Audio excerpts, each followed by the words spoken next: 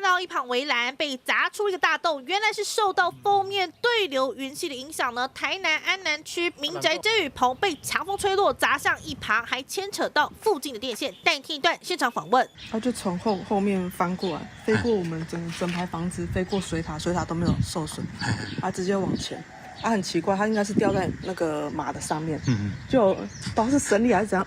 他应该是惯力这么重的东西哦，应该是惯力往前，就他突然间又往回来。警方到场警戒管制，并联络屋主及通知台电。好，那么事发就在4号的傍晚，锋面通过南台湾地区，强风和大雨是这回事故的主要原因。那另外呢，也造成了安南区的部分区域电力中断。那强风瞬间来袭，根据当地气象站统计，在七股北门甚至出现10级以上的强阵风，所幸当时没人在场，没造成人员伤亡。不过也提醒民众哦，春天到来还是要注意天气变化，减少风灾带来的风险。